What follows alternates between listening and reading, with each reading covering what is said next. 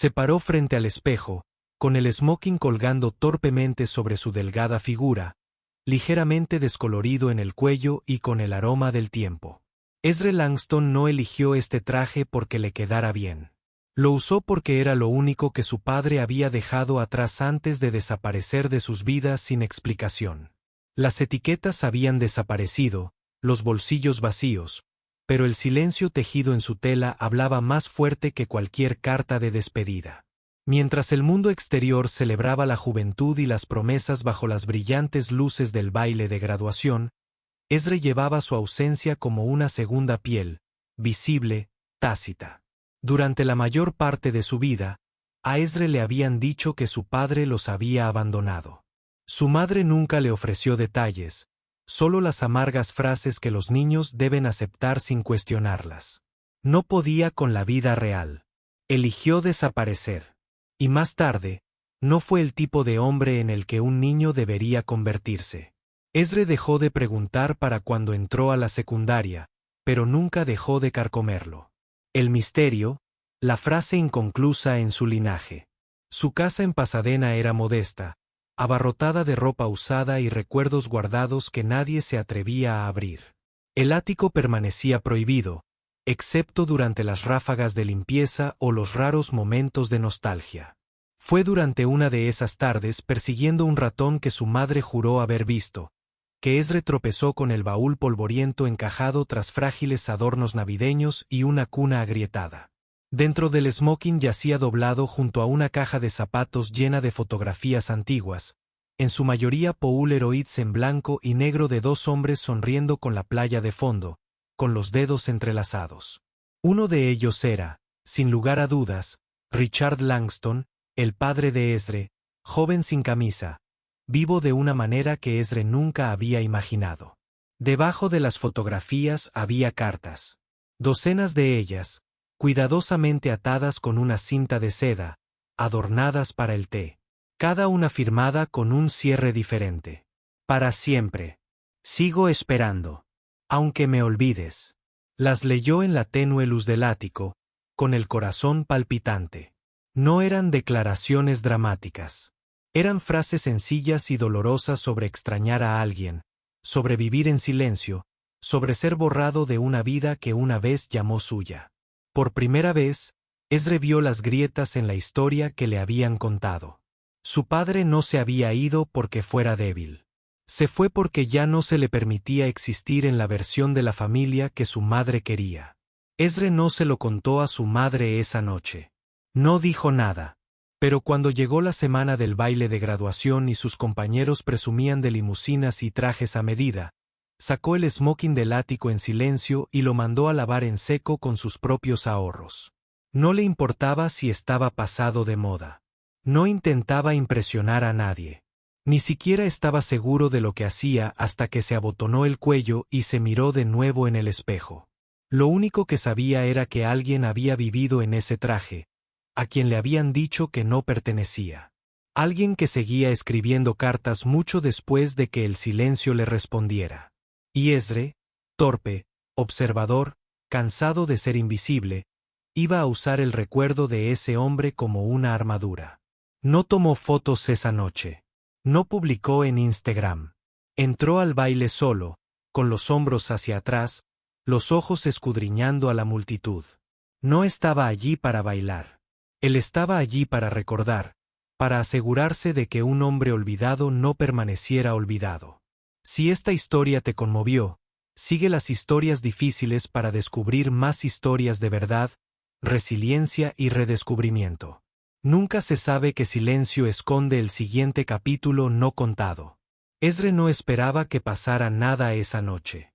No esperaba una revelación ni un aplauso. Había venido a llevar la verdad en su cuerpo, en silencio, solo para sí mismo. Pero la vida tiene una extraña forma de revelar sus secretos cuando dejas de perseguirlos. Mientras los estudiantes posaban para fotos y las parejas se mecían bajo faroles de papel, Ezra se quedó de pie cerca de la salida, observando las sombras parpadear en el suelo del gimnasio. Fue entonces cuando lo vio. Un hombre de unos 50 años estaba cerca de la mesa de los acompañantes, sosteniendo un programa doblado, observando a la multitud con una mezcla de nostalgia y distancia. No pertenecía allí, al menos no como los estudiantes. Llevaba una camisa negra metida pulcramente en unos vaqueros oscuros, el pelo entrecano y peinado hacia atrás con intención. Algo en él, su postura, su quietud, le recordó a Esdre al hombre de las Polaroids. Volvió a mirar, y el hombre le devolvió la mirada. Al principio no hablaron. El hombre ladeó la cabeza, entrecerrando los ojos como si reconociera algo más profundo que un rostro. Entonces, sin previo aviso, empezó a caminar hacia Esdre. 1000 pensamientos revoloteaban por la mente de Esdre, pero su cuerpo permanecía inmóvil. «Eres el hijo de Richard, ¿verdad?», preguntó el hombre con voz tranquila, pero pesada. Esdre parpadeó. «¿Cómo sabes ese nombre?». El hombre sonrió suavemente. Reconocería esos ojos en cualquier lugar. Se llamaba Thomas, y era más que un amigo de la familia. Una vez fue él, compañero de Richard, de esos de los que la gente no habla. En la mesa, de esos que se borran de las historias. No había visto a Richard en décadas, pero había conservado él, Ters, 2 copias de los mismos que Esdre había encontrado. Y esta noche, estaba allí porque su sobrina Mía estaba en último año. Ella había insistido en que fuera su acompañante. Solo por diversión, había dicho que casi no lo hacía. Cuando Thomas vio a Esdre desde el otro lado de la habitación con el smoking, ese smoking, se quedó paralizado. «Compré ese smoking con Richard», dijo. «Era nuestro primer y único aniversario. Íbamos a bailar a San Francisco, pero su padre se enteró antes de irnos. Todo se desmoronó después de eso». A Esdre se le hizo un nudo en la garganta. «No nos abandonó, ¿verdad?». Thomas bajó la mirada y luego volvió a levantarla. «No, lo empujaron. Tu madre le dio un ultimátum, que se fuera en silencio o se enfrentaría a la ruina. Su nombre fue borrado de todo aquello por lo que luchó. Pero en aquel entonces, nadie luchó por hombres como nosotros». Esdre escuchó cada palabra, desmoronando el marco del pasado que creía comprender. No estaba enojado, al menos todavía no. Estaba de luto por algo que nunca tuvo. Un padre que intentó reescribir la historia para proteger el orgullo de otra persona. Thomas continuó más despacio. «Se quedó conmigo un tiempo después. Pero el dolor no siempre es ruidoso. A veces simplemente te hace desaparecer. Un día empacó una maleta y se fue. Sin un adiós, solo una nota que decía, «No me esperes». Lo busqué durante años, pero nada. Fue como si se hubiera disuelto en el silencio. Esdre sintió que sus piernas cedían un poco, pero se mantuvo erguido. No hubo escena, ningún momento dramático, solo 2 personas de pie en el gimnasio de un colegio mientras sonaba SYNTH pop de fondo y adolescentes publicaban selfies. «¿Crees que esté vivo?», preguntó Esdre. «No lo sé», susurró Thomas. «Pero si lo está, sé que querría saber que lo buscaste. Que alguien aún llevaba su nombre». Se sentaron afuera, en un banco bajo una farola parpadeante, hablando hasta que terminó el baile de graduación. Thomas no intentó llenar todos los huecos. No le dio falsas esperanzas. Pero le dio a Esdre algo más inusual. Un punto de partida. Una lista de lugares donde habían visto a Richard. Un viejo apartado postal en San Diego. Un centro de voluntariado en Oakland. Un programa de rehabilitación en Sacramento. Ninguno reciente. Todos inciertos, pero eran más de los que Esdre jamás había tenido. Al llegar a casa esa noche, Esdre se paró frente al espejo otra vez. Tocó la solapa del smoking suavemente, como se toca el borde de una fotografía. Esto ya no era solo un atuendo. Era una prueba. Un hilo que conectaba a un niño que nunca conoció a su padre con un hombre que nunca vio crecer a su hijo. Durante años, Esdre creyó que lo habían olvidado. Que su silencio era un escudo. Pero ahora lo entendía. A veces el silencio es un grito que espera respuesta, y él estaba listo para escuchar. Ezra esperó 3 días antes de abrir el sobre. Toma se le había deslizado en la mano esa noche. No estaba sellado, solo doblado cuidadosamente, amarillento en los pliegues como algo que se toca a menudo pero rara vez se comparte. Dentro había nombres de lugares, ninguno reciente. Nada prometedor, pero todos posibles. Huellas de un hombre que una vez importó. Recorrió con los dedos las direcciones. Un refugio de la iglesia en Oakland, un programa de rehabilitación en Sacramento, un centro de vivienda de transición en San Diego. No eran destinos. Eran fragmentos de una vida que nadie le enseñó a llorar. No le dijo a su madre que se iba. Ella no lo habría detenido, pero tampoco lo habría entendido. Ezra reservó un autobús a Oakland primero, llenando su mochila con un cuaderno, la caja de zapatos llena de cartas y el smoking. No porque planeara volver a usarlo, sino porque se había convertido en algo así como una brújula arrugada y desgastada, pero siempre apuntando hacia lo que se había perdido. El refugio de la iglesia estaba tranquilo, con las ventanas tapiadas a medio camino de una tormenta reciente. Una voluntaria llamada Ava le dijo que había trabajado allí durante 10 años y que nunca había oído hablar de un tal Richard Langston. Pero cuando él se lo mostró la foto, su favorita, con Richard y Thomas sonriendo en la playa, se detuvo. Se parece a alguien que solíamos ver por ahí. Se llamaba Rick. Tranquilo. Nunca causó problemas. Cojeaba. Señaló los archivos. Un cajón metálico con formularios de admisión y notas garabateadas por personal rotativo. Ezra los revisó. Con el corazón latiendo con fuerza. Una entrada de hace casi 15 años decía: Rick L. Sin identificación, habla poco y pregunta por un lugar cerca del océano. Ezra la anotó. No lloró. No allí. La siguiente parada fue Sacramento, una ciudad más pequeña pero de tono más frío.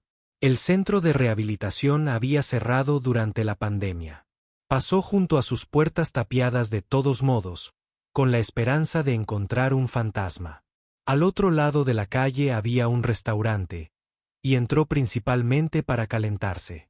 La camarera, mayor y cansada, notó la foto junto a su billetera. «¿Le atendí?», dijo. Un hombre tranquilo siempre se sentaba en la mesa de la esquina. Pedía café solo y avena. Solía escribir cartas. Nadie venía a buscarlo. Ella no sabía a dónde iba. Solo que un día, la carta se detuvo.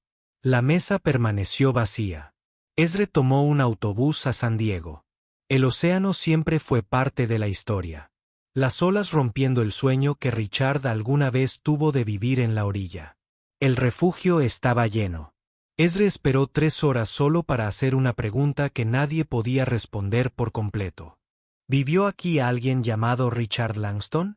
El director, un hombre llamado Carlos, no lo sabía, pero un miembro del personal sacó una Polaroid de un tablón de anuncios olvidado. Una foto granulada de un grupo reunido durante una cena navideña, todos envueltos en bufandas de segunda mano y coronas de papel. Y allí, casi fuera de marco, había un hombre con la mirada cansada y una sonrisa apenas visible. Ezra le tomó una foto.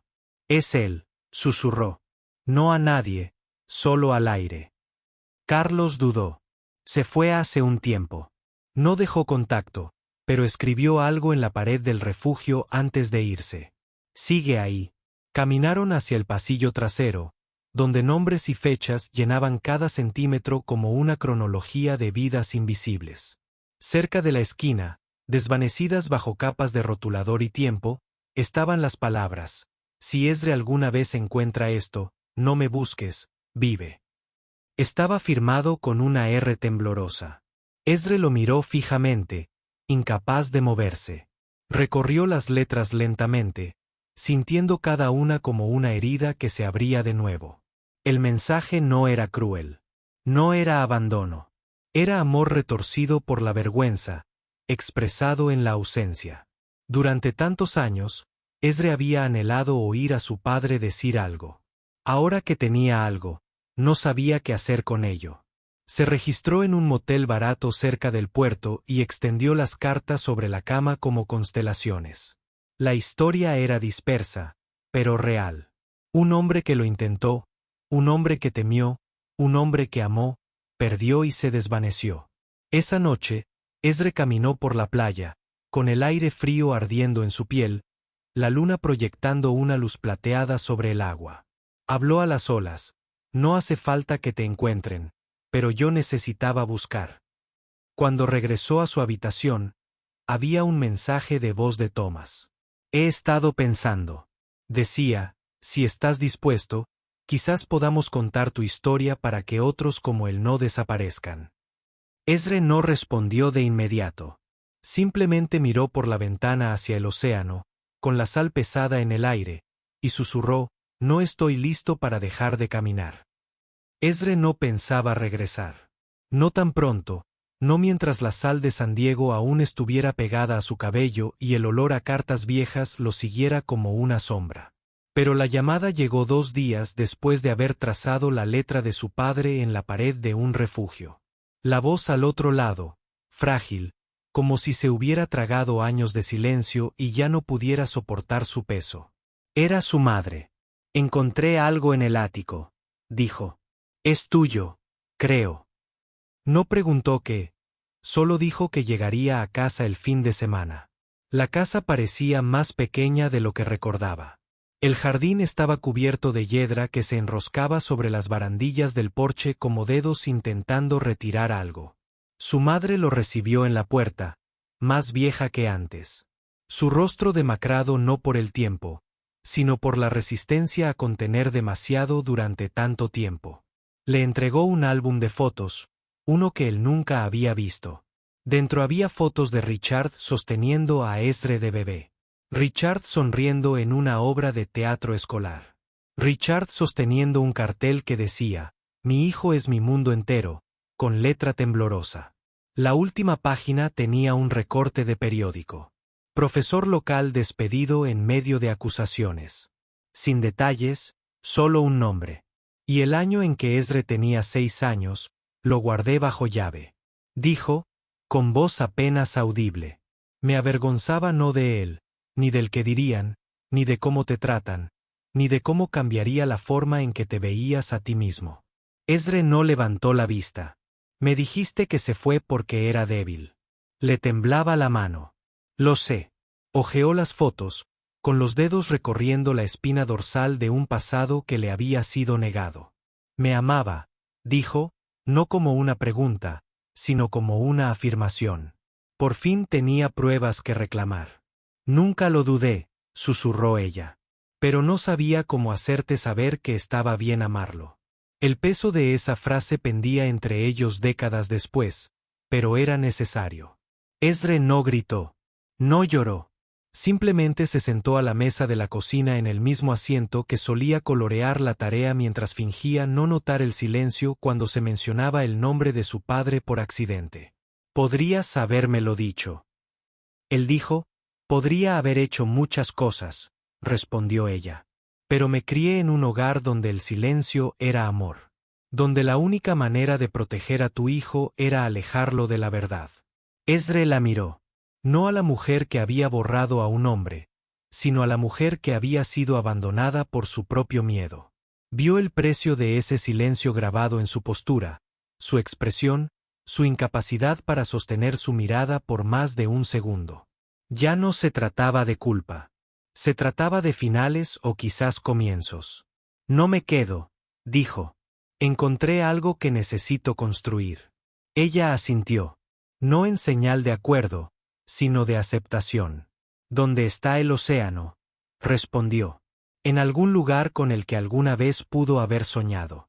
La semana siguiente, Ezra cogió sus pocos ahorros y los invirtió en la entrada de una modesta franja de tierra cerca del Pacífico. Nada del otro mundo. Solo una cabaña deteriorada con una cerca rota y vistas al mar. La llamó Langston House. No para dejar un legado, sino para sanar. No era un refugio, ni un hogar. Algo intermedio. Un lugar para hombres y mujeres. Que, al igual que su padre, había desaparecido de las expectativas de la sociedad y resurgido como fantasmas en sus propias historias. Envió cartas a centros LGBTQ y de toda California, ofreciendo Langston House como lugar de descanso para cualquier persona mayor de 50 años que no tuviera a dónde ir. Vengan como son, escribió. Sin necesidad de identificación, sin preguntas. En menos de un mes, llegó el primer huésped. Luego otro, luego 3 más.